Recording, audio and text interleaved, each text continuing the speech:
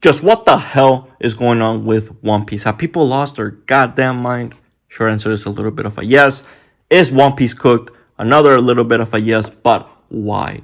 What the hell is going on? Maybe you're asking these questions. Maybe you just drove down to Target, you didn't find shit. You just went to your LGs, you didn't find anything. Maybe they're trying to charge you like double MSRP for this one.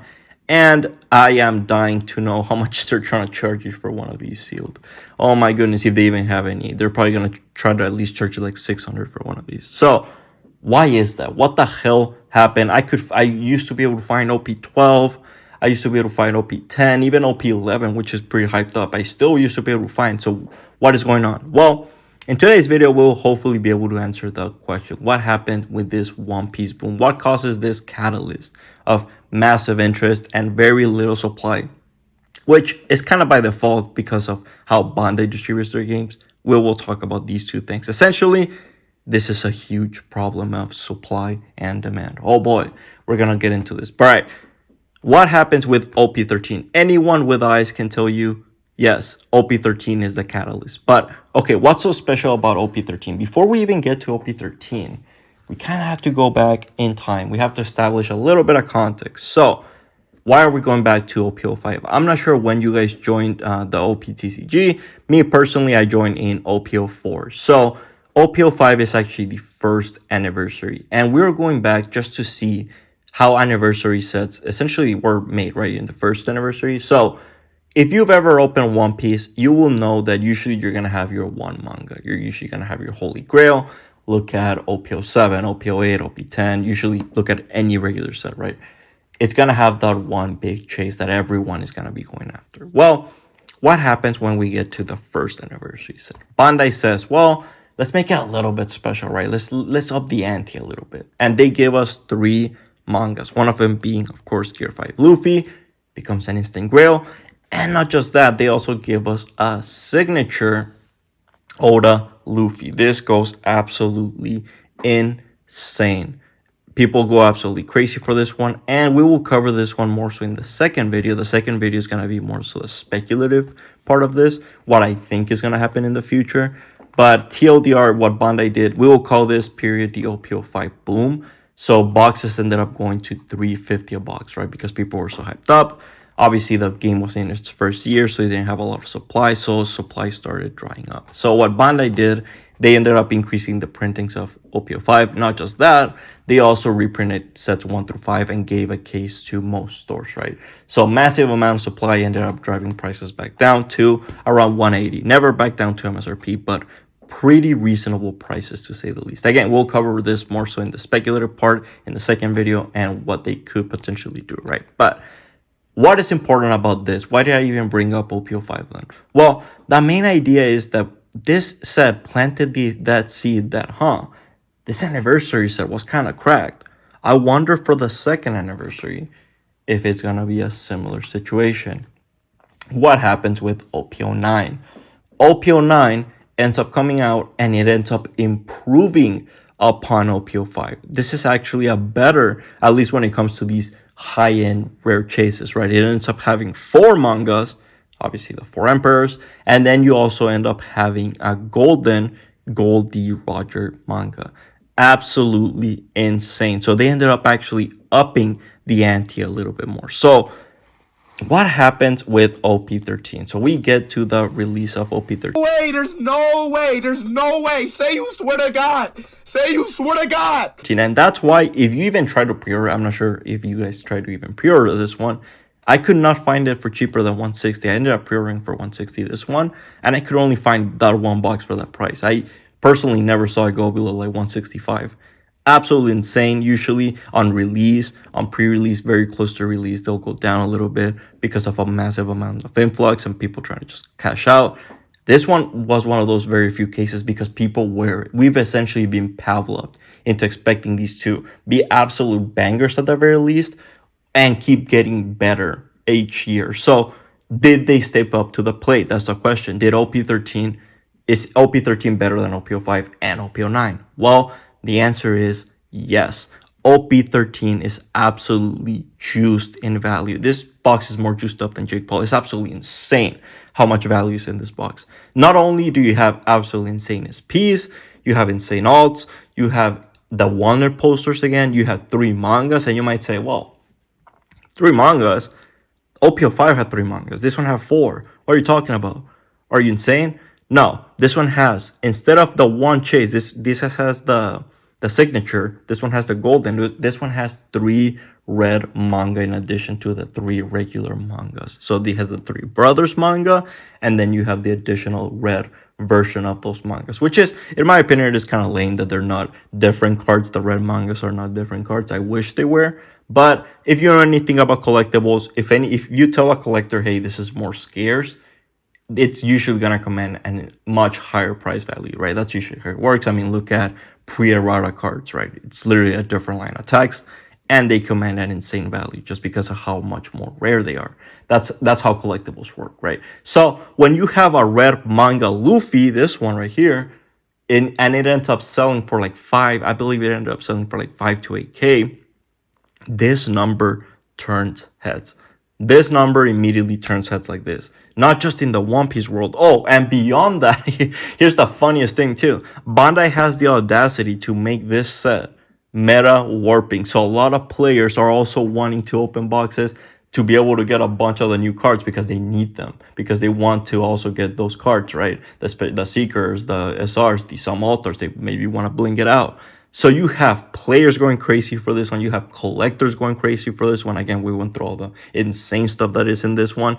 You have people from outside of One Piece coming in because they start seeing this value again. $5,000 to $8,000. That is an insane amount of money that you can pull from a MSRP 120. I believe MSRP is 125 from an MSRP 125 booster box, right?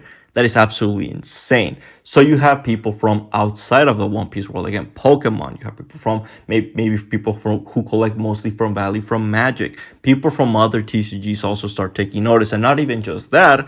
Also resellers, rip and shippers. What's it called? Just flippers in general. Sneaker resellers. People from all other parts of reselling, TCG culture, whatever, start taking notice in One Piece because, again, this insane number. So this ends up creating an absolutely insane amount of hype, aka demand. So demand is all the way through the roof, right? Again, this is all, we're looking at this as a huge problem of supply and demand. So demand is all the way up here, right? We're sky high. We're Mount Everest. We're literally up Mount Fuji up here, right? But what about supply? Let's look at how Bandai distributes their games compared to their main competitors, right? Wizards / Pokemon, mainly Pokemon. How does Pokemon distribute their game in comparison to Bandai? Do I have any Pokemon right now? God damn it, I don't have a Pokemon boost. Well, I have a bunch of Pokemon in the back there. So pick any Pokemon there. There you go. You can use this as a visual. But we're actually going to talk about Phantasmal Flames. So Phantasmal Flames, or actually Ascended Heroes, it's literally their brand new set, right? It's about to come out. So Ascended Heroes is about to come out on January 30th, right? So pretty much in a couple days. And this set, usually how Pokemon is going to distribute their games is for 2 years. That's right. For 2 years, they're going to make sure, essentially more so give or take what their rotation lasts. For those 2 years, they're going to make sure that there are packs of set in circulation. Maybe not booster boxes, maybe not ETBs, but they're going to make sure that those packs are out there in tins, premium collections. They're going to make sure that somehow, some way, they're releasing those pack UPCs, those packs out there in the wild for those 2 years. For 2 years, they're going to keep printing these sets, right? That's usually how Pokemon works. Wizards of the Coast does a similar thing. Obviously not as hard because there's just not as much demand as Pokemon, but they also reprint. For example, they go back and reprint play boosters, right? That's usually what they end up doing. They don't reprint collector boosters, but they do reprint play boosters, right? And that's how it works. They usually go back for a couple years and they keep reprinting, right? These two big companies, these are their big competitors. How does Bandai do it in comparison? Oh boy. Well, have you heard about Fusion World? Oh no. Have you heard about Digimon? Have you heard about Union Arena? Have you heard about Dragon Ball Masters? Herein lies a big problem. Bandai has a shit ton of TCGs. The time that they're printing Fusion World, which Dragon Ball is popping up right now, but the time that they're printing Dragon Ball right now, it's time that they could be printing One Piece. But what do you think they're going to do? They're just going to say, hey, Union Arena, your sales aren't doing so hot. So you know what? We're just not gonna release sets for you. Union Arena releases a set every single month. Every single month you get one of these sets, right? Do you think they're just gonna say, hey, yeah, we know we're essentially been releasing a set every single month, but we're not gonna release shit for you anymore, and we're just gonna use that time for One Piece? That's gonna look horrible, and it's gonna create a lot of customer relation issues, right? So they have so many obligations to so many different IPs that unfortunately they just can't print to as much capacity as Pokemon, right? I'm not saying it's impossible. Again, we saw it with OPO5. They definitely go back and reprint more, but usually how they actually do things is a two-wave system. So what does that mean? Two, sometimes three-wave system, but usually it's a two-wave system. So what does that mean, right? Well, essentially you're looking at a two-wave system. That's usually how Bandai is gonna operate. And you might say, what are you talking about waves? Well, let's look at it this way, right? Let's pretend you're a store. You're a store and you ordered 20 cases of OP14, right? And they tell you, okay, we don't have enough. We'll give you 15 because of demand.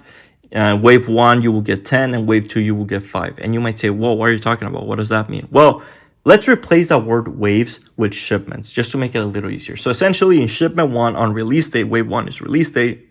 So in shipment 1, you're going to get the majority, the bulk of your shipment. Makes sense, right? This is release date. This is going to be the most hyped up time. People are going to be wanting to crack the most packs. People are going to be wanting to play the most tournaments. You're going to need a lot of boxes. You're going to need the most amount of packs on release date. That's when you're going to have the majority of the stock. Makes sense, right? How about 4 months after? What happens when that stock dries up? You're cooked, right? Well, that's why you have a wave 2 ideally. You're going to have for 4 weeks, usually wave 2 comes out 4 weeks after. Again, shipment 2 is going to come out 4 weeks after to ensure the supply flows throughout the next set, right? Usually Bandai wants to keep going from one set to the next. Why? Because they release a set every 2 to 3 months. So essentially with these 2 waves, the idea is that you're going to keep supply steady for that first month. You're going to have the majority of the shipment is going to be able to hopefully absorb the majority of it. And if it does sell out, you're going to have that second wave to back it up and hopefully be able to keep it afloat until you hit the next set, right? So OP14 in this case, right? We went from OP13 to OP14. So that's usually how Bandai kind of operates. And that's kind of it. Again, if there's a lot of demand, maybe they'll do like a rogue wave 3. But it is very rare, and they usually just try to do this, again, because they have so many TCGs that they have to print, so many obligations with TCGs that they just can't go back and reprint a bunch of older sets, right? Or at least that's not usually what they do. Again, only in very extreme situations is something that we've seen them do, right? So that is why, in my opinion, One Piece is such a shit show right now, because we have insane demand created by an absolutely banger of a set. And we have, just because of how Bandai operates, unfortunately, a very, very capped supply that is going to take a while to catch up, right? Just because, again, they have so much stuff to move around to be able to catch up to this. And they eventually will. I'm sure they will. Nothing lasts forever. That's just how things work. It's not sustainable that, oh, this new box is like 2-3 times MSRP, right? That's usually not going to last forever, right? But it is going to take a while, unfortunately. But if you want to know what I think is going to happen, definitely stay tuned for the next video.